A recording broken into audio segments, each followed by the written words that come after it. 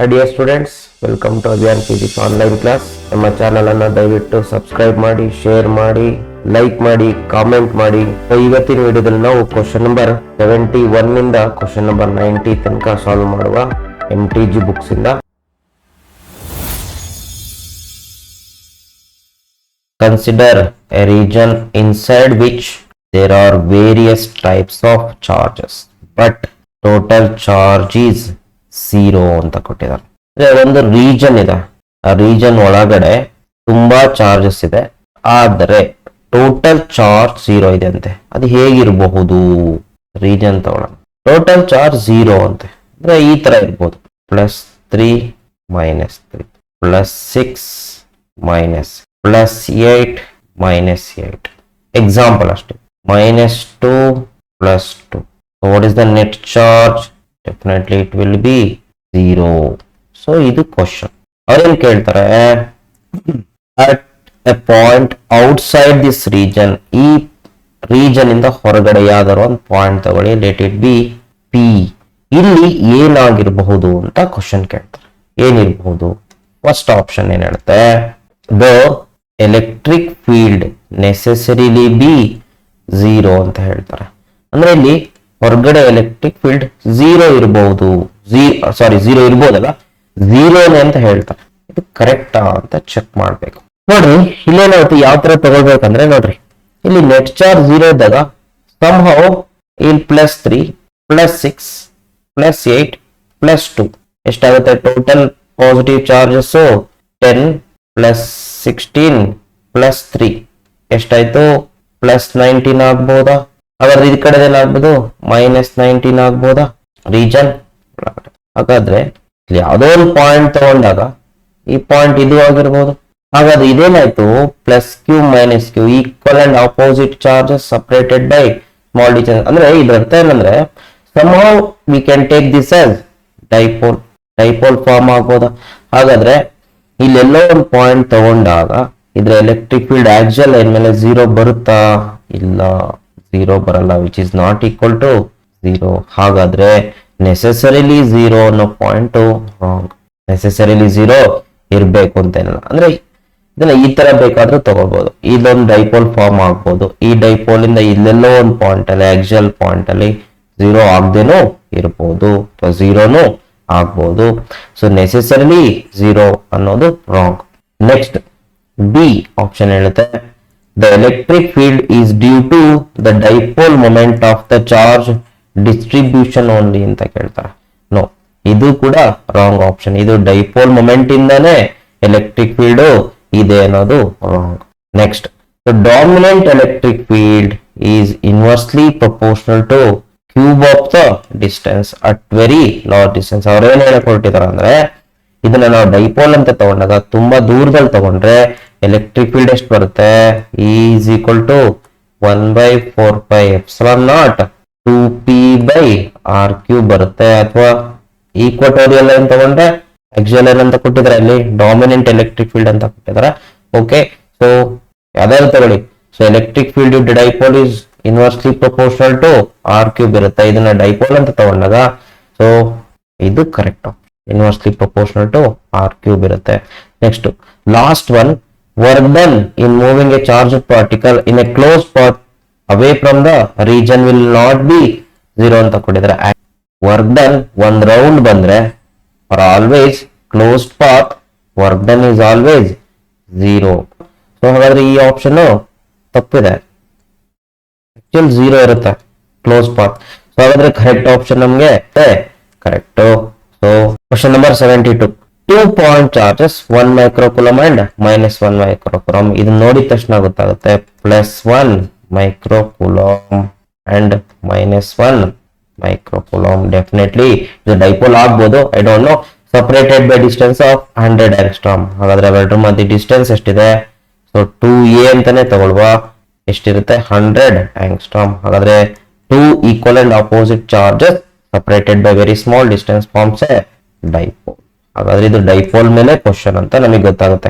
At a point P, ಇಲ್ಲೊಂದು point ತಗೊಳ್ಬೇಕು. ಇಲ್ಲಿ at a distance of 10 centimeter from the midpoint and on perpendicular bisector. What is perpendicular bisector? Mid point ಇಂದ ಹೋಗೋ ಒಂದು line joining the two charges, ಅಂದ್ರೆ ಎರಡು join ಮಾಡೋ ಲೈನಿಗೆ ಒಂದು ಪರ್ಪೆಂಡಿಕ್ಯುಲರ್ ಲೈನ್ ಹೇಳ್ಕೊಳ್ಳಿ. ಅದು ಪರ್ಪೆಂಡಿಕ್ಯುಲರ್ ಲೈನ್ ಯಾವ್ದ್ರ ಮೂಲಕ ಹೋಗ್ಬೇಕು? ಸೆಂಟರ್ ಮೂಲಕ ಹೋಗ್ಬೇಕು. ಆದ್ರೆ ಈ ಲೈನ್ ಏನಂತ ಕರಿತೀರಾ? Equatorial line. ಈಕ್ವಟೋರಿಯಲ್ ಲೈನ್ ಮೇಲೆ ಒಂದು ಪಾಯಿಂಟ್ ಅನ್ನ ತಗೊಳ್ಳಿ, ಇಲ್ಲಾದ್ರೂ ತಗೊಳ್ಳಿ. ಎಷ್ಟು ದೂರದಲ್ಲಿ ತಗೊಳ್ತೀರಾ? ಡಿಸ್ಟೆನ್ಸ್ ಆಕ್ಚುಲಿ ಜಾಸ್ತಿ ಇರುತ್ತೆ. ಅದನ್ನ ಏನಂತ ಕರೀತಾರೆ? Distance from the centre to the point P is denoted by r in the formula. ಎಷ್ಟಿರುತ್ತೆ? 10 centimeter ಇದೆ ಅಂತೆ. So r is 10 centimeter. Distance between the charges is 100 angstrom. Here definitely a is very much less than r ಇದೆ. ಹಾಗಾದ್ರೆ ಇದನ್ನ ಏನಂತ ತಗೊಳ್ಬಹುದು ನಾವು? Short dipole ಅಂತ ತಗೊಳ್ಬಹುದು. ಏನ್ ಕಂಡುಹಿಡಿಬೇಕಂದ್ರೆ definitely is asking for us to calculate electric field at P. ಹಾಗಾದ್ರೆ ಪಿ ಹತ್ರ ಎಷ್ಟು ಎಲೆಕ್ಟ್ರಿಕ್ ಫೀಲ್ಡ್ ಇರುತ್ತೆ ಅಂತ ಕಂಡುಹಿಡಿಬೇಕು. So definitely short dipole equatorial line ಮೇಲೆ 1/4πε0 p/r³ ಇರುತ್ತೆ. ಸೊ ಪಿ ಏನು? Dipole moment, charge into distance between the charges, magnitude of dipole moment. Charge ಎಷ್ಟು? 1 micro coulomb. Any one of the charge into 2a ಎಷ್ಟು? 100 extra 10⁻⁻10 metre. This is the dipole moment. So ಇಲ್ಲಿ substitute ಮಾಡಿದ್ರೆ ನಿಮ್ಗೆ equatorial line electric field ಸಿಗುತ್ತೆ. So 1/4πε0 is 9 × 10⁻⁹ into dipole moment is ಎಷ್ಟು ಬರುತ್ತದೆ? Dipole moment 100 × 10⁻⁻13. ಇದನ್ನೇನಂತ ಬರೀಬಹುದು?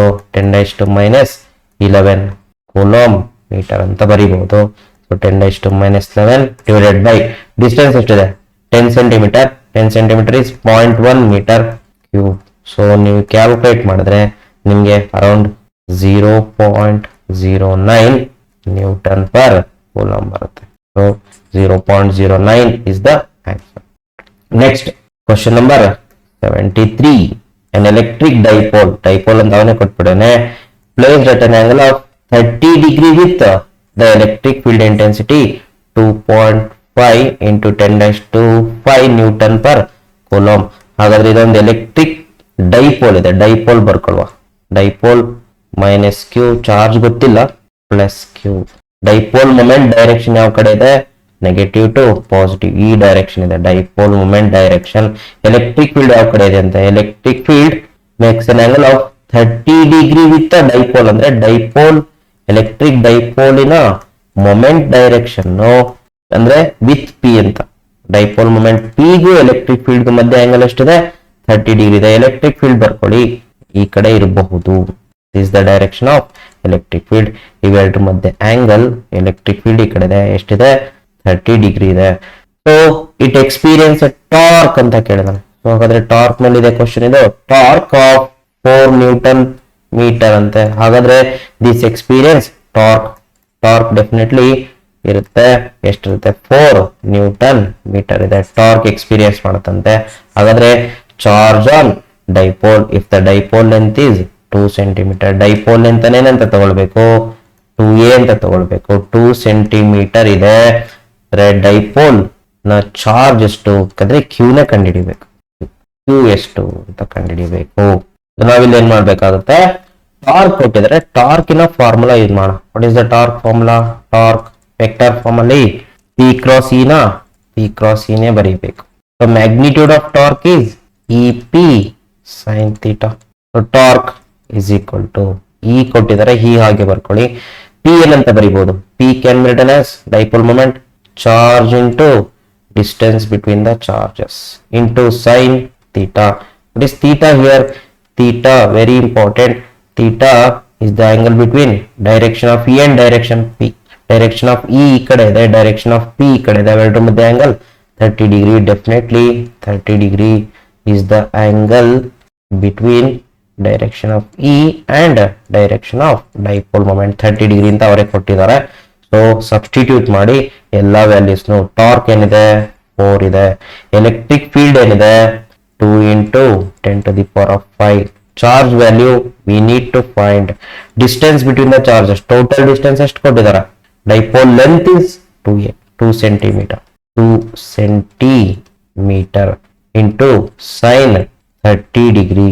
So ನಾವೇನ್ ಮಾಡ್ಬೋದು ಇಲ್ಲಿ ಕ್ಯೂ ನ ಕಂಡುಹಿಡಿಬಹುದು. ಕ್ಯೂ ಎಷ್ಟು ಬರುತ್ತೆ ಅಂತಂದ್ರೆ 2 into 10 to the power of -3 coulomb ಬರುತ್ತೆ if you calculate it. So the correct option is 2 millicoulomb. 2 millicoulomb is the charge value. Next, question number 74. In a certain region of space, electric field is along z direction throughout ಅಂತಂದ್ರೆ direction of electric field uniform ಇದೆ. ನಮ್ಮ ರೆಫರೆನ್ಸ್ಗೆ ಏನ್ ಮಾಡೋಣ, x axis, y axis, z axis ಬರ್ಕೋಣ. So ಇದು z axis ತಗೊಂಡ್ಬೇಡ, z axis ಇದು y ಆಕ್ಸಿಸ್, ಇದು x ಆಕ್ಸಿಸ್ ತಗೋಣ. ಸೊ ಹಾಗಾದ್ರೆ ಎಲೆಕ್ಟ್ರಿಕ್ ಫೀಲ್ಡ್ ಯಾವ ಕಡೆ ಇದೆ, along z axis, right side ಇದೆ. This is the direction of electric field and wherever it is towards right side only throughout. The magnitude of electric field is however not constant ante. So electric field in a value constant ilvante, direction constant ante. Now but increases uniformly along positive direction. Andre ಇದು direction ಈ ಕಡೆ ಇರುತ್ತೆ, value of electric field ಹೋಗ್ತಾ ಹೋಗ್ತಾ ಏನಾಗುತ್ತಂತೆ, ಜಾಸ್ತಿ ಆಗ್ತಾ ಹೋಗುತ್ತಂತೆ. Okay, now at the rate of 10⁵ Newton per coulomb per meter ಅಂದ್ರೆ ಇದರರ್ಥ ಏನು, dE/dx is equal to ಏನು 10⁵ Newton per coulomb per meter. ಅಂದ್ರೆ 1 ಮೀಟರ್ಗೆ 1 ಮೀಟರ್ ಮುಂದೆ ಹೋಯ್ತಂದ್ರೆ ವ್ಯಾಲ್ಯೂ 10⁵ ಅಷ್ಟು ಜಾಸ್ತಿ ಆಗುತ್ತಂತೆ. So value of electric field is not constant but direction is along z axis which is k cap ಅಂತ ಇಟ್ಕೊಳ್ಳೋಣ. Now force experienced by the system having total dipole moment equal to 10⁻⁷ coulomb. ಹಾಗಾದ್ರೆ ಇಲ್ಲೊಂದು ಯಾವ್ದೋ dipole ಇದೆ, dipole ಈ electric field ಅಲ್ಲಿ ಇಟ್ಟಾಗ ಇದೆಷ್ಟು ಫೋರ್ಸ್ ನ ಎಕ್ಸ್ಪೀರಿಯನ್ಸ್ ಮಾಡುತ್ತೆ ಇನ್ terms of Newton in the negative z direction. So magnitude of force ಅನ್ನ ಕಂಡುಹಿಡಿದಾಯ್ತು ಅಷ್ಟೇ. ಸೊ ಯಾವ ಫಾರ್ಮುಲಾ ಯೂಸ್ ಮಾಡಬಹುದು ಇಲ್ಲಿ, so let us use this formula, F is equal to E into Q. F is equal to E into this Q. ನೋಡ್ರಿ ಇಲ್ಲಿ just magnitude ಕಂಡುಹಿಡಿಯಕ್ಕೆ ಹೇಳಿದಾರೆ, ಹಾಗೆ ನಮ್ಗೇನು ಪ್ರಾಬ್ಲಮ್ ಆಗಲ್ಲ. ಸೊ ಡೈಪೋಲ್ ಮೊಮೆಂಟ್ ಫಾರ್ಮುಲಾ ಏನು, charge into distance, distance X ಅಂತ ಇಟ್ಕೊಳ್ಳೋಣ ಅಥವಾ ಡಿ ಎಕ್ಸ್ ಅಂತ ಇಟ್ಕೊಳ್ಳೋಣ, ಡಿ ಎಕ್ಸ್. ಅಲ್ಲಿಗೆ ಚಾರ್ಜ್ ವ್ಯಾಲ್ಯೂ ಏನಾಗುತ್ತೆ, P/dx ಆಗುತ್ತೆ. ಅಲ್ಲಿಗೆ ಇಲ್ಲಿ ಸಬ್ಸ್ಟಿಟ್ಯೂಟ್ ಮಾಡಿ, P/dx. So F is equal to what is E? E ನ ನಾವೇನಂತ ಡಿ ಅಂತ ತಗೊಂಡ್ರು ನಡೆಯುತ್ತೆ. So DE. So what is dE/dx? ಈ ತರ ಫಾರ್ಮ್ ಅಲ್ಲಿ ಬರ್ಕೊಳ್ಬೋದು ನೋಡಿ, dE/dx ಅಲ್ಲ, ಸಾರಿ z ಆಕ್ಸಿಸ್ ಅಲ್ವಾ. ಸೊ z ಅಂತಾನೆ ತಗೊಂಡ್ಬಿಡಿ, ಏನು ಪ್ರಾಬ್ಲಮ್ ಆಗಲ್ಲ ನಮ್ಗೆ. So make it z Axis, dz. ಇಲ್ಲೂ ಅಷ್ಟೇ dz ಮಾಡ್ಕೊಳ್ಳಿ, dz make it dz. ಅದ್ರಿಗೆ dE/dz into P ಅಂತ ಬಂತು. F is equal to what is dE/dz, 10⁵. and what is its dipole moment, 10⁻⁷ ಇದೆ, 10⁻⁷. ಎಂತ 7 -7. ಅಲ್ಲಿಗೆ ಏನಾಗುತ್ತೆ, F 10⁻⁻² ನ್ಯೂಟನ್ ಬರುತ್ತೆ. We just need to find its ಫೋರ್ಸಿನ ಮ್ಯಾಗ್ನಿಟ್ಯೂಡ್. ಬಟ್ ಇದು ಯಾವ ಕಡೆ ಫೋರ್ಸ್ ಎಕ್ಸ್ಪೀರಿಯನ್ಸ್ ಮಾಡುತ್ತೆ ಅನ್ನೋದು ಬೇಕಾಗ್ತದೆ ಇಲ್ಲಿ. ಎಸ್, ಕ್ವಶನ್ ನಂಬರ್ 74 ಏನ್ ಹೇಳುತ್ತೆ, in a certain region of space electric field is along the z direction through ಅಂತೆ. ಸೊ ಇಲ್ಲಿ ಎಲೆಕ್ಟ್ರಿಕ್ ಫೀಲ್ಡ್ ಡೈರೆಕ್ಷನ್ ಬರ್ಕೊಳ್ಳೋಣ z ಆಕ್ಸಿಸ್ ಕಡೆ. ಸೊ ನಮ್ಮ ರೆಫರೆನ್ಸ್ ಈ ತರ ತಗೋಣ, ಇದು ಪಾಸಿಟಿವ್ z ಆಕ್ಸಿಸ್, ಇದು y ಆಕ್ಸಿಸ್, ಇದು x axis. This is our x axis. ಈಗ ಅವ್ರೇನ್ ಹೇಳ್ತಾರೆ, ಎಲೆಕ್ಟ್ರಿಕ್ ಫೀಲ್ಡ್ ಯಾವ ಕಡೆ ಅಂತ, z ಕಡೆ ಇದೆ ಅಂತ. ಸೊ ಬರ್ಕೊಳ್ಳಿ z ಕಡೆ ಅಲಾಂಗ್ z ಡೈರೆಕ್ಷನ್. ಇದೇನಾಗ್ತಿದೆ ಅಂತೆ, the magnitude of electric field however is not constant. Value of electric field constant ಇರುತ್ತೆ, ಡೈರೆಕ್ಷನ್ ಕಾನ್ಸ್ಟೆಂಟ್ ಇರುತ್ತೆ, ಇಸ್ k cap. ಬಟ್ ಅದರ ವ್ಯಾಲ್ಯೂ ಚೇಂಜ್ ಆಗ್ತಿದೆ ಅಂತ, it is not constant. Value constant ಇಲ್ವಂತೆ, direction same ಇದೆ but value is changing. But increases uniformly along positive z direction ಅಂತೆ. Positive z direction ಅಲ್ಲಿ increase ಆಗ್ತಾ ಹೋಗುತ್ತಂತಂದ್ರೆ ಈ ಕಡೆ ಹೋಗ್ತಾ ಹೋಗ್ತಾ ಅದರ ವ್ಯಾಲ್ಯೂ ಇನ್ಕ್ರೀಸ್ ಆಗ್ತದೆ. ಎಷ್ಟು ಇನ್ಕ್ರೀಸ್ ಆಗ್ತದೆ, at the rate of 10⁵ newton per coulomb per metre. ಅಂದ್ರೆ ಎವ್ರಿ 1 ಮೀಟರ್ಗೆ ಅದರ ವ್ಯಾಲ್ಯೂ 10⁵ ಅಷ್ಟು 10⁵ ನ್ಯೂಟನ್ ಪರ್ ಕೂಲಂಬ್ ಅಷ್ಟು ಇನ್ಕ್ರೀಸ್ ಆಗ್ತಿದೆ ಅಂತೆ.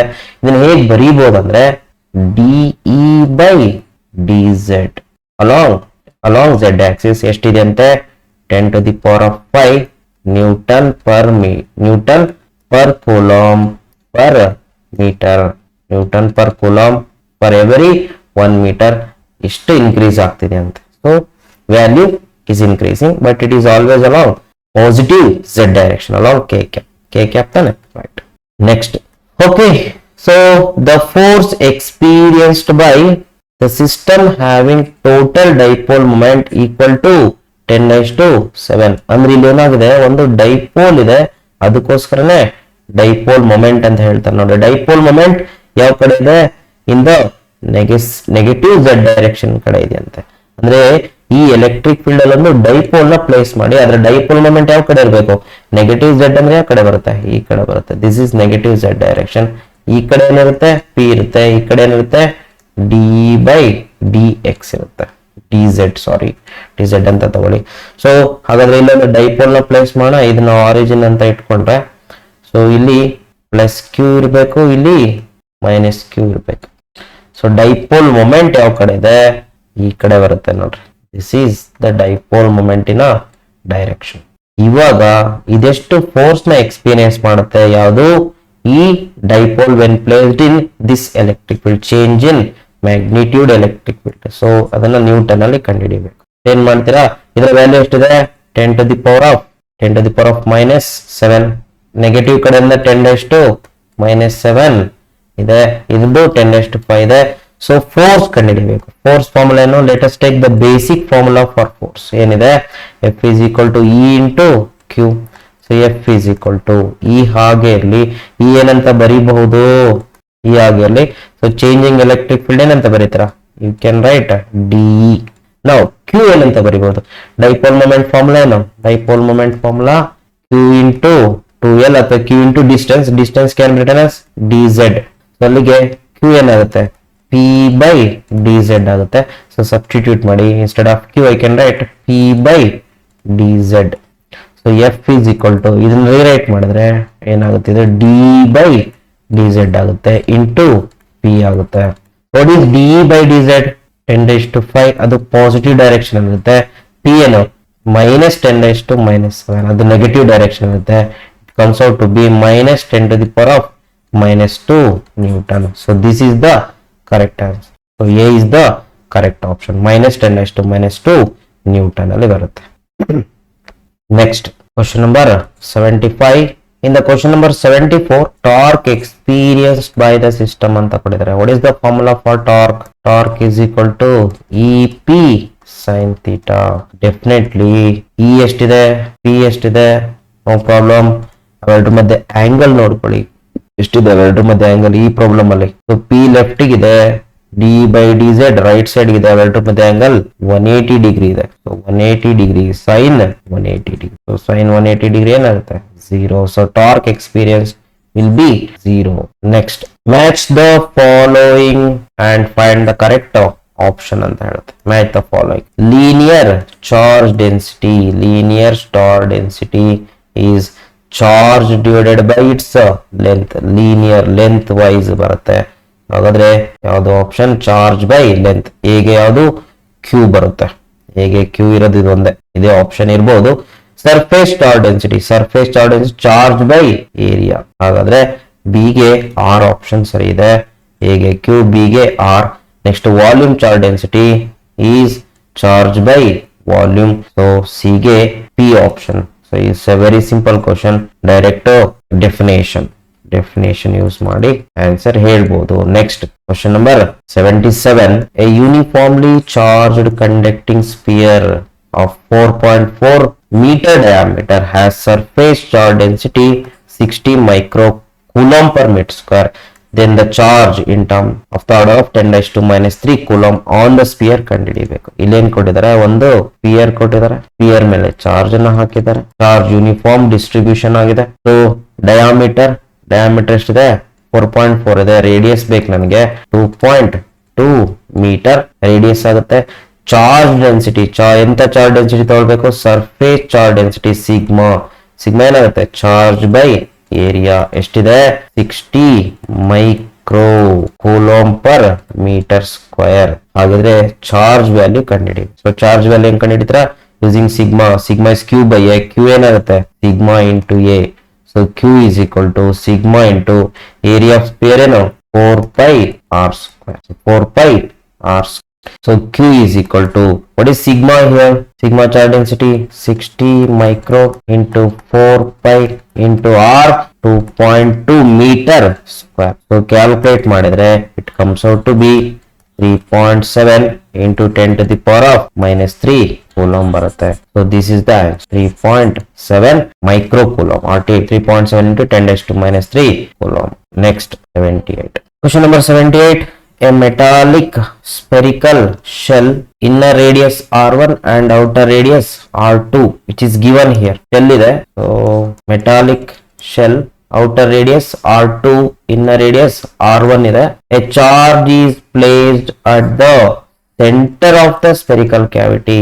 ಇಲ್ಲೊಂದು ಚಾರ್ಜ್ ನ ಪ್ಲೇಸ್ ಮಾಡಿದ್ರೆ ಆಲ್ರೆಡಿ ಡಯಾಗ್ರಾಮ್ ಹ್ಯಾಸ್ ಗಿವನ್. ಇಲ್ಲಿ ಪ್ಲೇಸ್ ಮಾಡಿದ್ರೆ the surface charge density on the inner surface of the sphere ಅಂತ ಕೇಳಿದರೆ ಫಸ್ಟ್ ಥಿಂಗ್ ಅಲ್ಲಿ ಏನಾದ್ರು ಚಾರ್ಜಸ್ ಇದೆಯಾ ಅಂತ ಚೆಕ್ ಮಾಡ್ಬೇಕು. ನೋಡಿ ಇಲ್ಲಿ ಏನು ಚಾರ್ಜಸ್ ಇರಲ್ಲ, but when you place plus Q ಏನಾಗುತ್ತೆ ಅಂದ್ರೆ ಇದ್ರೊಳಗಡೆ ನೆಗೆಟಿವ್ ಚಾರ್ಜಸ್ ಇಂಡ್ಯೂಸ್ ಆಗುತ್ತೆ. ಎಷ್ಟು ನೆಗೆಟಿವ್ ಚಾರ್ಜಸ್ ಇಂಡ್ಯೂಸ್ ಆಗುತ್ತೆ?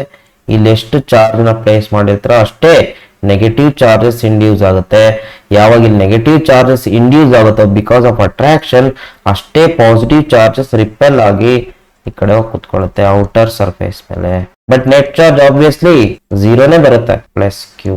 ಹಾಗಿದ್ರೆ ಇಲ್ಲಿ ಚಾರ್ಜಸ್ ಇದೆ ನೆಗೆಟಿವ್ ಚಾರ್ಜಸ್, ಆದ್ರೆ ಚಾರ್ಜ್ ಡೆನ್ಸಿಟಿ ಕಂಡುಹಿಡಿಬೇಕಂತೆ. Charge density sigma is equal to ಏನು charge by area.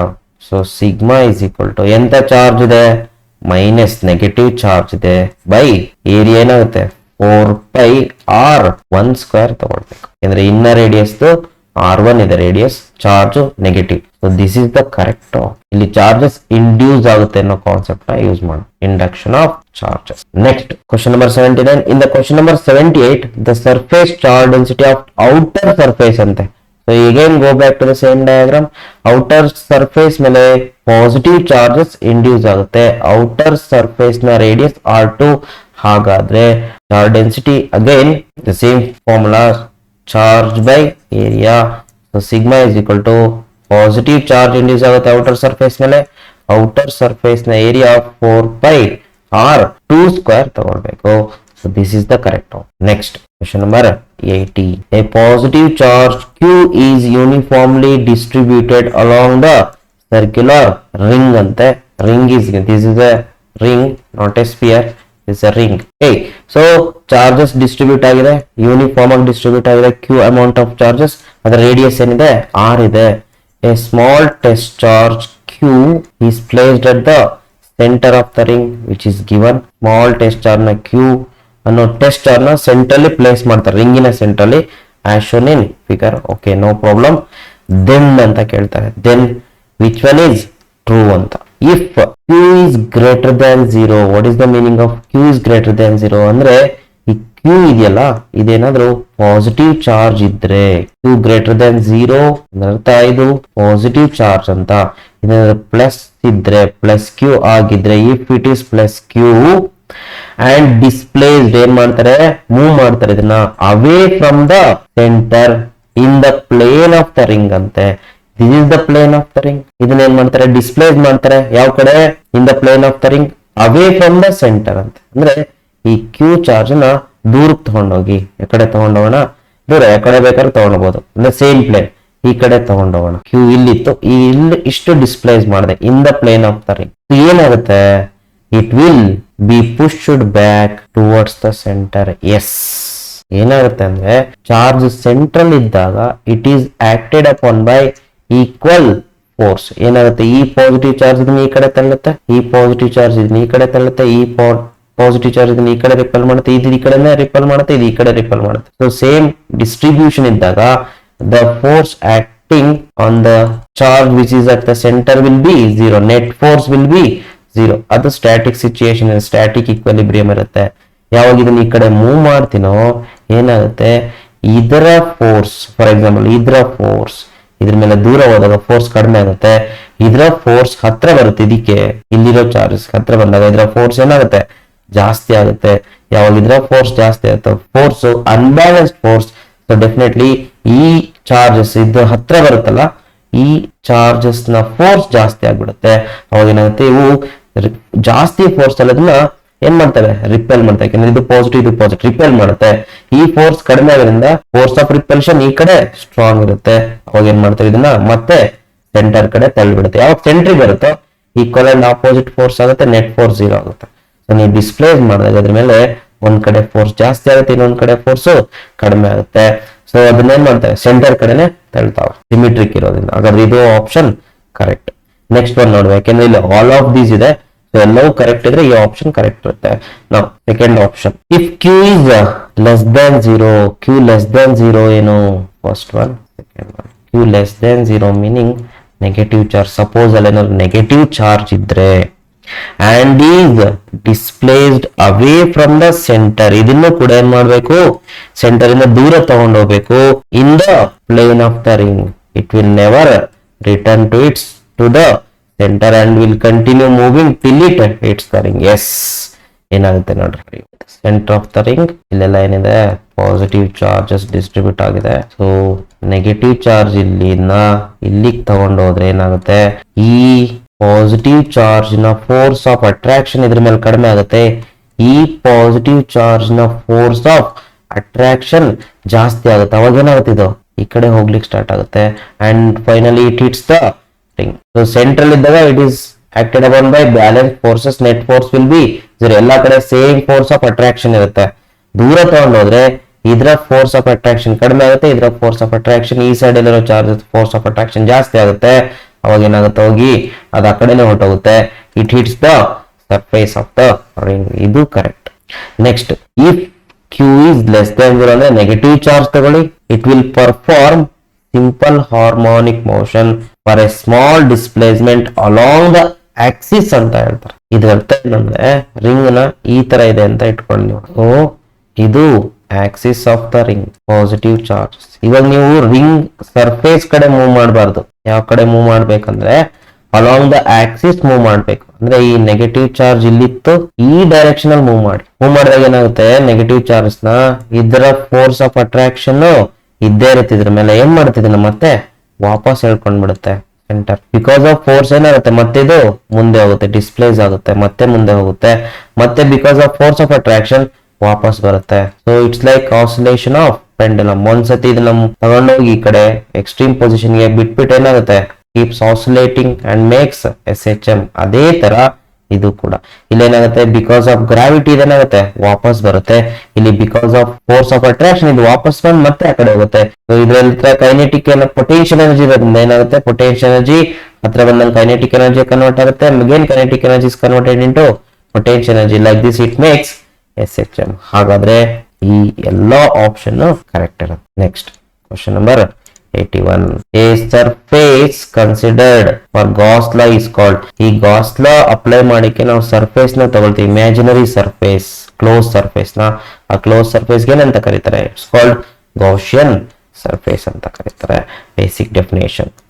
Next, if E dot ds is equal to 0 over a surface, then ante what is the E dot ds, integration of over a closed surface, E dot ds is equal to 0 ante. E dot ds 0 ಅಂದ್ರೆ ಅರ್ಥ ಏನು, electric field dot product of electric field and a small surface is flux. So flux 0 ಆಗಿದೆ ಅಂತೆ. ಹಾಗಿದ್ರೆ the electric field inside the surface and on its surface is 0. ತಪ್ಪು. Electric field 0 ಆದಾಗ flux 0 ಆಗುತ್ತೆ. Net charge 0 ಇದ್ದಾಗ 0 ಆಗ್ಬೋದು. Next, the electric field inside the surface is necessarily uniform. ಇದು wrong. All the charges must be outside the surface. Outside the surface ಇಲ್ಲ, inside the surface ಇರುತ್ತೆ. But ಈ ತರ ಇದ್ರೆ ಅವಾಗ ಏನಾಗುತ್ತೆ, ನಮ್ಗೆ ನೆಟ್ ಫ್ಲಕ್ಸ್ 0 ಬರುತ್ತೆ. ಹಾಗಾದ್ರೆ ಇದರಲ್ಲಿ ಯಾವುದು ಕರೆಕ್ಟ್ ಆಪ್ಷನ್ ಇಲ್ಲ. Next 83. A sphere encloses an electric dipole within it. The total flux across the sphere ಅಂತ ಕೇಳಿದರೆ, ಒಂದು ಸ್ಪಿಯರ್ ಇದೆ, ಸ್ಪಿಯರ್ ಒಳಗಡೆ ಒಂದು ಡೈಪೋಲ್ ಅನ್ನ ಪ್ಲೇಸ್ ಮಾಡಿ. Dipole sphere across the surface ಅಂತ. ಅಕ್ರಾಸ್ ದ ಸ್ಪಿಯರ್ ಅಂದ್ರೆ ಇಲ್ಲಿ ಏನಾಗುತ್ತೆ, ಬಹಳ ಸಿಂಪಲ್, ಪಾಸಿಟಿವ್ ಇಂದ ಹೊರಟಿದ ಚಾರ್ಜಸ್ ನೆಗೆಟಿವ್ ಅಲ್ಲಿ ಎಂಡ್ ಆಗುತ್ತೆ ಈ ತರ.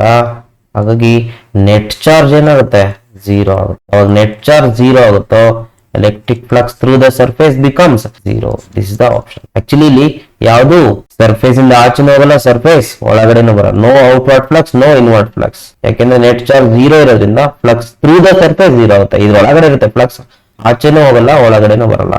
ಹಾಗಾಗಿ flux through the surface is 0. Next number 84. A point charge 4 microcoulomb is at the center of the cubical Gaussian surface of side 10 cm on edge ಅಂತ ಕೇಳ್ತಾರೆ. ಇನ್ನೊಂದು Gaussian surface, ಏನ್ ತಗೊಳ್ಳಿ, ಕ್ಯೂಬಿಕಲ್ ಸರ್ಫೇಸ್ ತಗೊಳ್ಳಿ, cubical surface. So let us take a cubical surface. So cubical surface ಮಾಡ್ಕೊಳುವ, ಈ ತರ ಇದೆ ಅಂತ ಇಟ್ಕೊಳ್ಳಿ. ಸೊ ಜಾಯಿನ್ ಮಾಡಿ cubical surface, Gaussian surface, imaginary surface. ಏನ್ ಮಾಡಿದ್ದಾರೆ, 4 microcoulomb ಅನ್ನ ಇದ್ರೊಳಗಡೆ ಪ್ಲೇಸ್ ಮಾಡಿದ್ದಾರೆ. 4 microcoulomb. ಎಂತ 4 microcoulomb plus 4 microcoulomb is placed at the center. ಇದ್ರ ಸೈಡ್ ಎಷ್ಟಿದೆ, 10 ಸೆಂಟಿಮೀಟರ್ ಇದೆ. Okay, next net electric flux through the surface ಅಂತ ಕೇಳಿ. Through the surface net electric, ಬಹಳ ಸಿಂಪಲ್ ಇದು. ಸೊ ಫ್ಲಕ್ಸ್ ಯಾವ ಕಡೆ ಇರುತ್ತೆ, ಈ ಕಡೆನೇ ಇರುತ್ತೆ, ಈ ಕಡೆನೇ ಇರುತ್ತೆ, ಈ ಕಡೆನೇ ಇರುತ್ತೆ, ಬ್ಯಾಕ್ ಸೈಡ್ ಇರುತ್ತೆ, ಫ್ರಂಟ್ ಸೈಡ್ ಇರುತ್ತೆ, ಡೌನ್ ಇರುತ್ತೆ. ಸೊ ಆರ್ ಸರ್ಫೇಸಸ್ ಅಲ್ಲಿ ಫ್ಲಕ್ಸ್ ಹೋಗುತ್ತೆ. So no need to bother about those things. ಇಲ್ಲಿ ನಾವು ಜಸ್ಟ್ ಫ್ಲಕ್ಸ್ ಕಂಡುಹಿಡಿಯುವಾಗ ಏನಾಗುತ್ತೆ ಅಂದ್ರೆ, use Gauss theorem 1/ε0 times the net charge enclosed by that surface ಹಾಕೊಂಡ್ರೆ ಅಷ್ಟಾಯ್ತು. ಸೊ ಏನಾಗುತ್ತೆ, 1/ε0 times, so 1/ε0 is to 1/8.854 into 10⁻⁻12 into what is the net charge, 4 microcoulomb. So if we calculate it, you are going to get 4.5 into 10 to the power of 5 Newton meter square per coulomb ಬರುತ್ತೆ. So this is the answer. Just ಯಾವ charge ಇದೆ ಅನ್ನೋದು ಬೇಕಷ್ಟೆ. Next question number 85. If there were only one type of charge in the universe, plus minus ಇಲ್ಲ, ಬರೀ plus ಇದೆ ಅಂತ ಇಟ್ಕೊಳ್ಳೋಣ. ಈ ತರ ಇದ್ರೆ, ಒಂದೇ ಒಂದು ಚಾರ್ಜ್ ಇದ್ರೆ, ಆಪ್ಷನ್ ಏನ್ ಹೇಳುತ್ತೆ, E dot ds is not equal to 0 on any surface ಅಂತ. ಇದು ತುಂಬಾ ಇಂಪಾರ್ಟೆಂಟ್. ಆನ್ ಎನಿ ಸರ್ಫೇಸ್ ಅಂತ ಬಹಳ ಸಿಂಪಲ್. ನೋಡ್ರಿ, ಇಲ್ಲಿ ಒಂದು ಚಾರ್ಜ್ ಇದೆ ಅಲ್ವಾ, ಮೈನಸ್ ಇಲ್ಲ. ಓಕೆ, ಡೆಫಿನೆಟ್ಲಿ ಫ್ಲಕ್ಸ್ ಯಾವ ಕಡೆ ಇರುತ್ತೆ, ಔಟ್ವರ್ಡ್ ಫ್ಲಕ್ಸ್ ಇರುತ್ತಾ. Suppose if I take, there is only one positive charge. Problem ಏನಂತಂದ್ರೆ, ಎನಿ ಸರ್ಫೇಸ್ ಅಂತ ಕೇಳ್ತಾರೆ. ಸಪೋಸ್ ನೀನ್ ಏನಾದ್ರೂ ಗಾಸ್ ಥಿಯರಮ್ ಅಪ್ಲೈ ಮಾಡ್ತಿದ್ಯಾ, ಕ್ಲೋಸ್ ಸರ್ಫೇಸ್ ಇಲ್ಲಿದೆ ಅಂತ ಇಟ್ಕೊಂಡು, is the flux through the surface. Definitely E dot ds ಏನ್ ಬಂದ್ಬಿಡುತ್ತೆ, 0 ಬಂದ್ಬಿಡುತ್ತೆ. ಸೊ ಇಲ್ಲೇನಾಗುತ್ತೆ, ಎನಿ ಸರ್ಫೇಸ್ ಅಂತ ಕೊಡೋದು ರಾಂಗ್. ಬಟ್ ಸೆಕೆಂಡ್ ಆಪ್ಷನ್ ನೋಡೋಣ, ಹಾಗಾದ್ರೆ ಇದು ತಪ್ಪಿದೆ option. Next, E dot ds is equal to 0 if the charge is outside the sphere. ಅದನ್ನೇ ಅವ್ರು ಹೇಳೋದು. ಸಪೋಸ್ ಏನಾದ್ರು ಚಾರ್ಜ್ ಔಟ್ಸೈಡ್ ಇದ್ರೆ, charges enclosed by the given surface is 0. ಅವಾಗ net flux through that surface definitely 0 over any surface. Option ಅಲ್ಲ, ಆ surface ಎಲ್ಲಿದೆ, ಆ ಸರ್ಫೇಸ್ ಚಾರ್ಜ್ ಎನ್ಕ್ಲೋಸ್ ಮಾಡಿದ್ಯೋ ಇಲ್ವೋ ಅನ್ನೋದು. ನೆಕ್ಸ್ಟ್ ಥರ್ಡ್ ಆಪ್ಷನ್, ಹಾಗಾದ್ರೆ ಇದು ಕರೆಕ್ಟ್. ನೋಡೋಣ ಥರ್ಡ್ ಆಪ್ಷನ್ಸ್ ಏನ್ ಹೇಳುತ್ತೆ. E dot ds is equal to q by E naught if the charges of magnitude q are enclosed inside the surface. Yes, ಇದು correct. ಏನಾದ್ರೂ ಇದೇ ಸರ್ಫೇಸ್ ತಗೊಂಡೋಗಿ ಇಲ್ಲಿ ಹಾಕಿದ್ರೆ, ಅವಾಗ E dot ds ಏನಾಗುತ್ತೆ, is equal to charge by 1/E0 times the net charge enclosed by that surface ಆಗುತ್ತೆ. ಹಾಗಾದ್ರೆ ಸಿ ಕೂಡ ಕರೆಕ್ಟ್ ಆಪ್ಷನ್. ಸೊ ಬಿ ಮತ್ತೆ ಸಿ ಎರಡು ಕರೆಕ್ಟ್ ಇರೋದ್ರಿಂದ ನಾವು ಇದಕ್ಕೆ ಕರೆಕ್ಟ್ ಆಪ್ಷನ್ ಯಾವ್ದು ಹಾಕ್ಬೇಕು, ಡಿ. ಈ ಪರ್ಟಿಕ್ಯುಲರ್ ಕ್ವಶನ್ಗೆ D is the correct option. Next 86. Which of the following statement is not true about Gauss law. ಯಾವ್ದು ತಪ್ಪಿದೆ ಅಂತ. Gauss law is true for any close surface. Yes, ಇದು ಕರೆಕ್ಟ್. ನಾವೇನ್ ಹುಡುಕ್ಬೇಕು, ನಾಟ್ ಟ್ರೂ ಹುಡುಕ್ಬೇಕು. ಇದು ಕರೆಕ್ಟ್ ಇದೆ. ಇದು ಯಾವ ಸರ್ಫೇಸ್ ಬೇಕಾದ್ರೂ ಆಗುತ್ತೆ, but should be close surface. Next, the term Q on the right side of the Gauss law. Gauss ಲಾದಲ್ಲಿ ಫ್ಲಕ್ಸ್ ಫಾರ್ಮುಲಾ ಏನು, flux formula phi is equal to 1/ε0 times q net charge ಅಂತ ತಾನೆ. So ಈ right side ಅಲ್ಲಿರೋ net charge value, so right side Gauss law include the sum of all the charges enclosed by the surface. Yes, this is also correct. ಇಲ್ಲಿ ಎಷ್ಟು charges surface ಒಳಗಡೆ ಇದೆಯೋ ಅಷ್ಟು charges ಮಾತ್ರ ತಗೊಳ್ಬೇಕು, ಔಟ್ಸೈಡ್ ದ ಸರ್ಫೇಸ್ ಚಾರ್ಜ್ ನ ತಗೊಳ್ಬಾರ್ದು. Yes, this is also correct. Gauss law is not much useful in calculating the electrostatic field when the system has some symmetry. ತಪ್ಪಿದು has some symmetry ಇದ್ದಾಗಲೇ ನಮಗೆ Gauss ಲಾ ಬಹಳ useful. ಅದಕ್ಕೆ ನೋಡ್ರಿ ಯಾವ್ದನ್ನ ನಾವು calculate ಮಾಡುವಾಗ ನಾವು ಆಲ್ಮೋಸ್ಟ್ ಸರ್ಕ್ಯುಲರ್ ಏರಿಯಾ ತಗೊಳ್ತೀವಿ. ಸಿಲಿಂಡರ್, ಸೊ ಸಪೋಸ್ ವೈರ್ ಇದ್ರೆ ಸಿಲಿಂಡರ್ ನ ತಗೊಳ್ತೀವಿ. ಸರ್ಫೇಸ್ ನಾವು ಸಿಲಿಂಡರ್ ಇಂದ ಎನ್ಕ್ಲೋಸ್ ಮಾಡ್ತೀವಿ. ಸ್ಪಿಯರ್ ಇದ್ರೆ ಸ್ಪಿಯರ್ ಇಂದಾನೆ ಎನ್ಕ್ಲೋಸ್ ಮಾಡ್ತೀವಿ.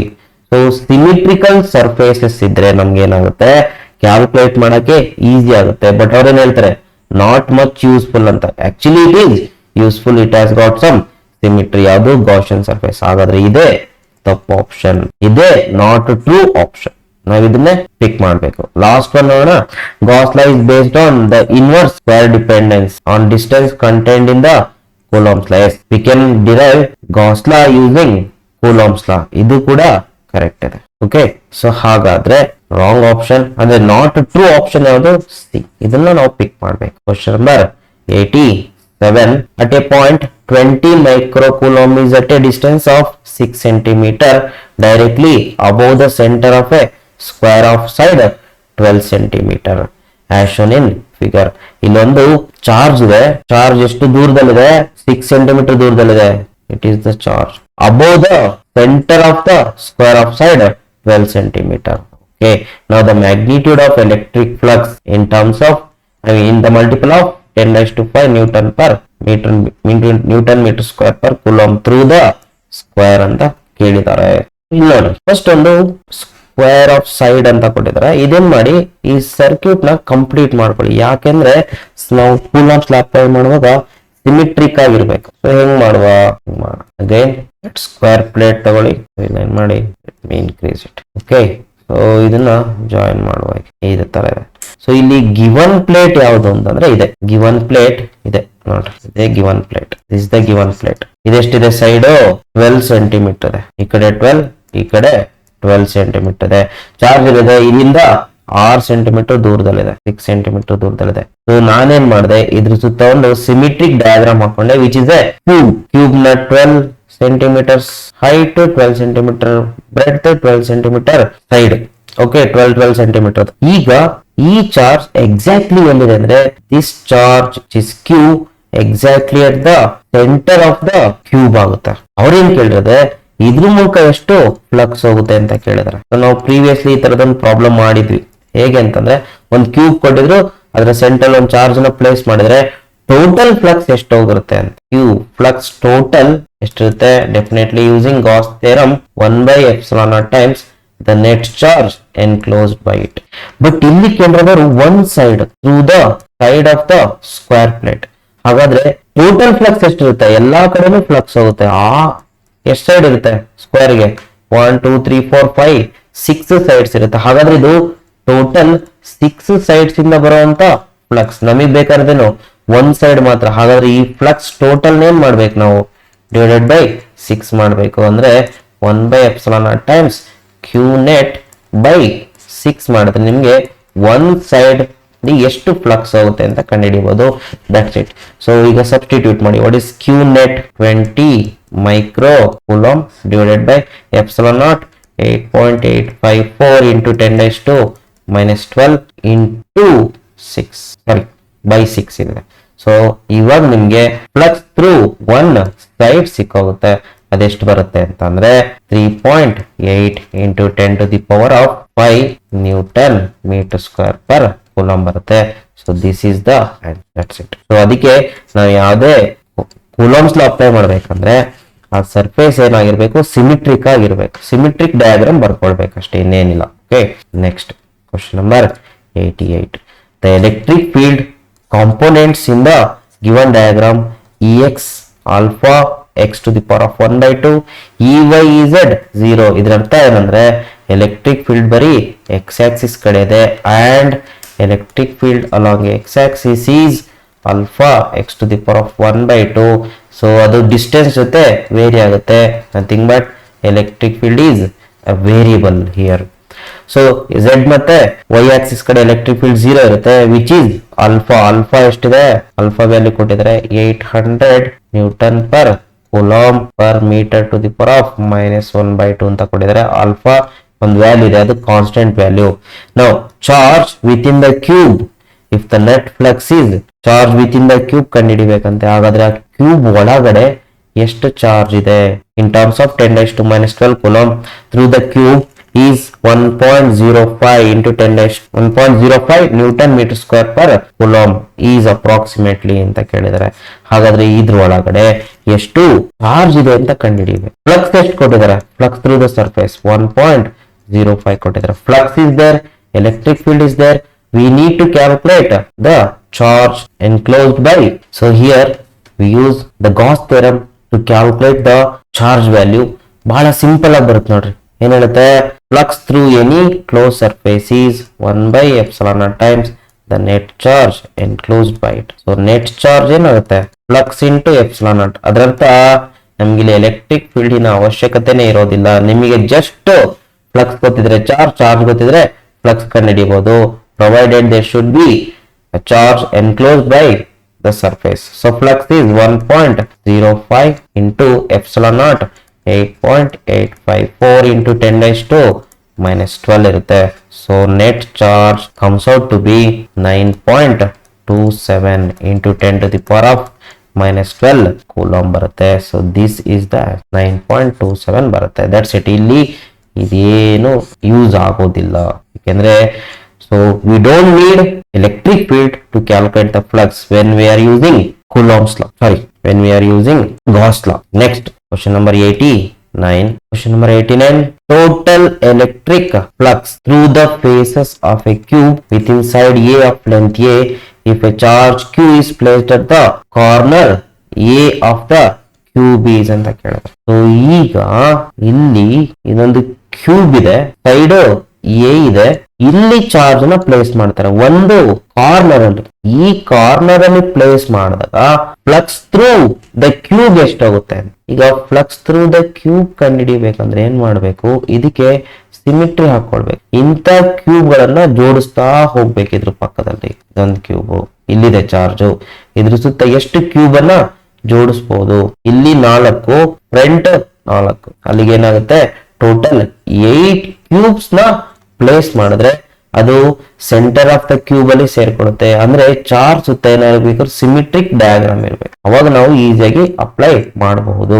ಸೊ ಹಾಗಾದ್ರೆ ಇದ್ರ ಸುತ್ತ 8 ಕ್ಯೂಬ್ ಅನ್ನ ಜೋಡಿಸಿದ್ರೆ ಸೊ ಆ 8 ಕ್ಯೂಬ್ ಸೆಂಟರ್ ಅಲ್ಲಿ ಕ್ಯೂ ಸೇರ್ಕೊಳ್ಳುತ್ತೆ.